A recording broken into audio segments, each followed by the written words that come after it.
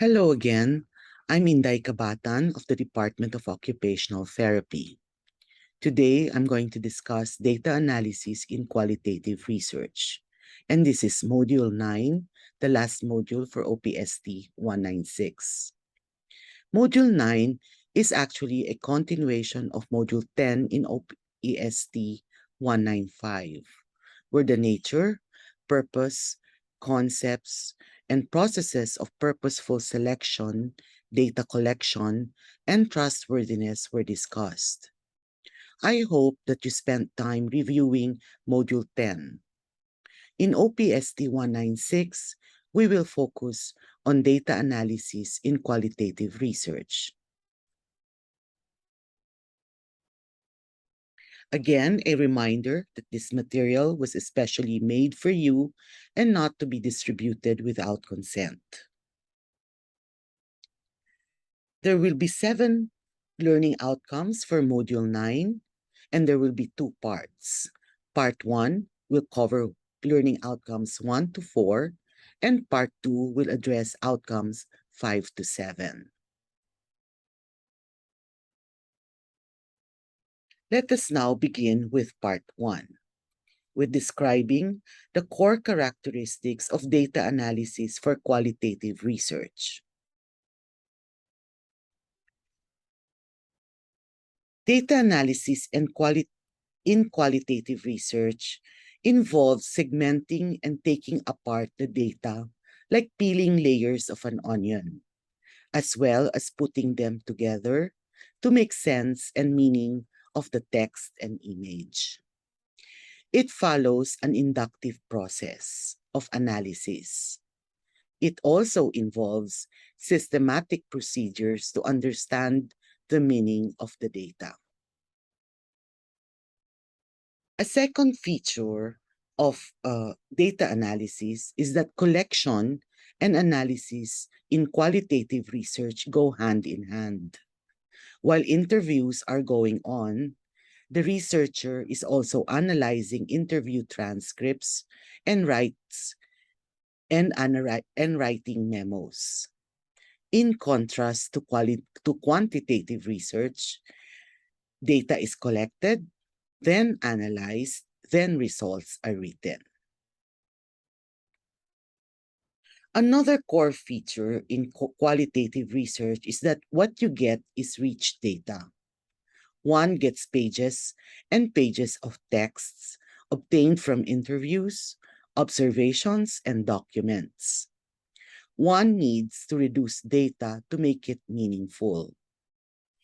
To do so, rich data is winnowed or reduced. After winnowing or after reduction, or to reduce the data, data is aggregated into a number of themes. In summary, data analysis in qualitative research is making sense and obtaining meaning. Analysis can be done while data is being collected, and rich data is reduced. How that is done will be discussed in the next few slides.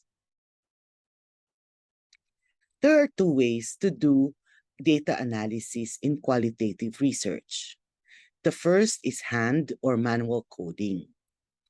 As the picture on the left shows, the researchers are using colored paper to code and categorize data. Although laborious and time-consuming, it can be done. I have done it in the absence of a software program. However, these days, software programs have become more affordable for limited license. Perpetual licenses are more expensive. Institutional licenses are also available, and the college has license to use NVivo. There are many more other software programs such as the Atlas TI, the MaxQDA, Quercus, Delve, and many more. I will advise the use of qualitative software programs. It does not mean that the researcher does not do anything anymore. The researcher still has to read data and code that I will be discussing in the next slide. The advantage of qualitative software programs is that they help in organizing, sorting, storing, and locating textual data. You will need to learn how to navigate the program, and training courses are available. Again, let me emphasize that even if you use a program, you still need to go through the transcriptions line by line and assign codes. What is the general process of data analysis in qualitative research? There are an array of analytic approaches. This slide presents the common process of analyzing qualitative data. I use a spiral staircase to illustrate the point that even if the figure on the right appears linear, it is not. It is actually a process where you may have to go back to reading, coding, interrelating, then reading again, and so on and so forth. From the bottom to the top, it is a very interactive process. It is interrelated, and each step is revisited. Note that throughout the process, it is important to validate accuracy of your findings, which will be discussed in part 2 of this recorded lecture. Let us now discuss each step. We always begin with organizing and preparing raw data. Interviews will have to be transcribed, and this process can be done manually as well, or there are software programs for transcribing, such as the NVivo transcription.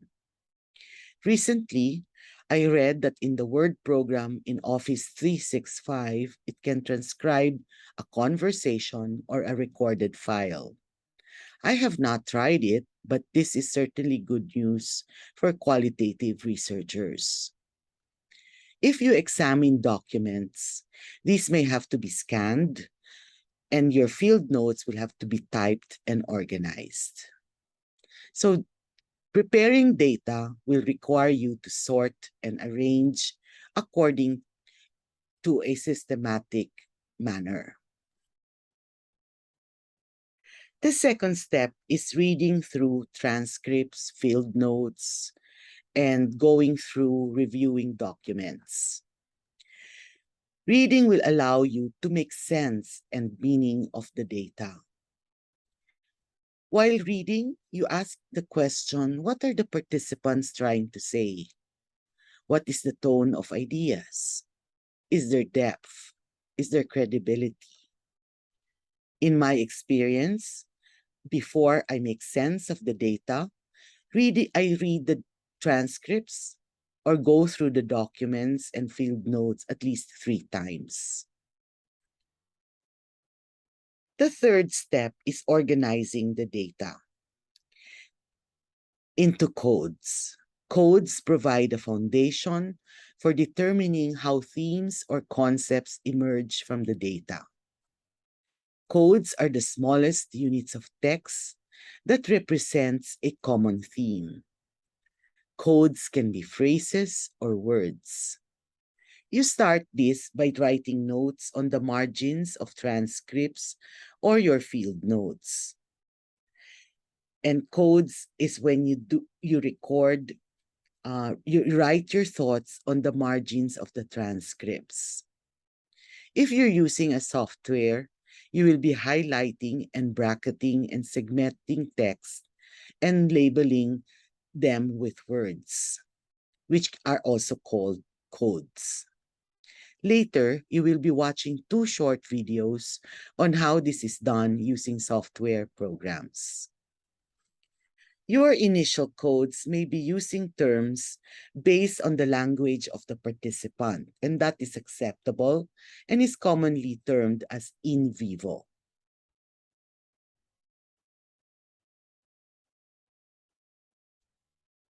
Codes may be what you expect to find. Codes will need to be defined and may have to be developed, especially if you have so much data. Codes may also be something surprising that you did not anticipate, and you may find unusual findings and unusual statements that you will use as codes. The code book provide definitions for codes and to provide coherence, especially when there are multiple coders or there are several in the research team. The code book contains the list of codes, code labels for each code, brief definition, and a code example. Note, however, that as a researcher or group of researchers immerse themselves in the data, codes may evolve and change. In coming up with a code book, the researcher will probably begin to see patterns in the data. If you're using a theory, a preliminary code book can be made in advance. Once patterns are seen, the researcher can now describe and generate themes. Depending on your design or approach, a storyline may appear for narrative research. A theoretical model may appear if it's grounded theory. Themes for individual cases and across cases may be described, and a description of the phenomenon may be seen for phenomenology. To summarize analysis in qualitative research, active reading allows immersion in the data to get some sense and meaning. Key concepts that occur to the reader or to the researcher are written as codes. Writing memos also reflect the analytic thoughts of the researcher. And the code directory is created to ensure a rigorous and reliable process.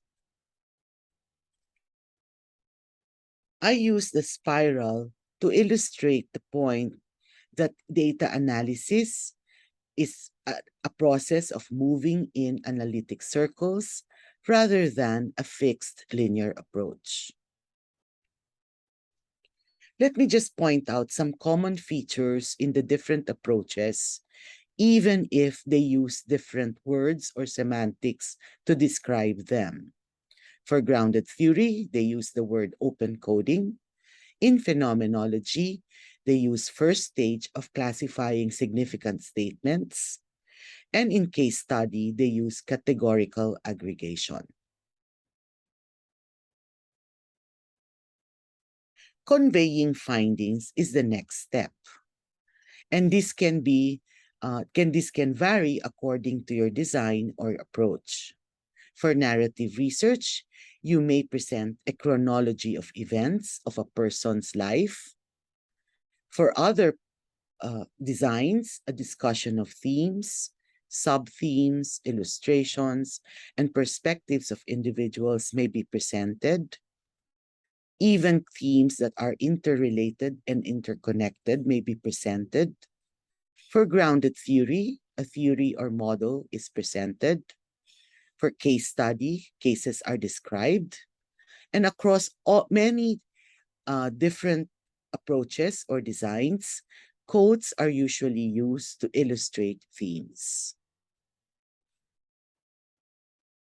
You can also cite or describe how researchers make interpretations. What lessons did they learn? What meaning, the meanings that they derived by comparing with literature or existing theories. They also raised new questions about the findings.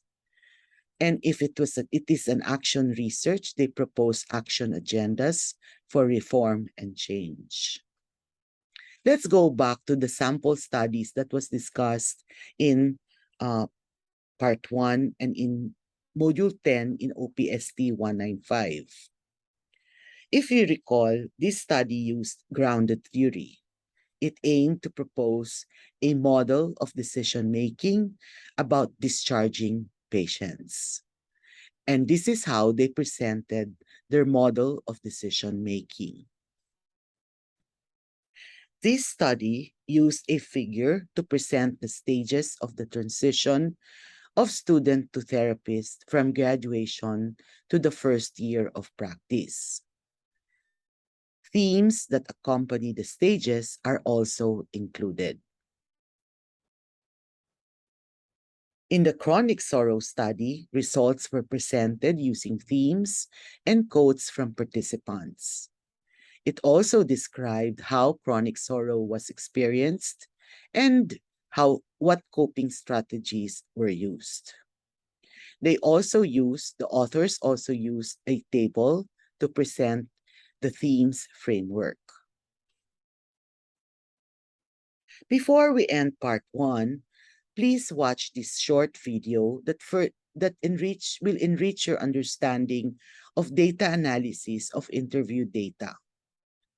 This will also help you do assignment 1 after you've watched the videos.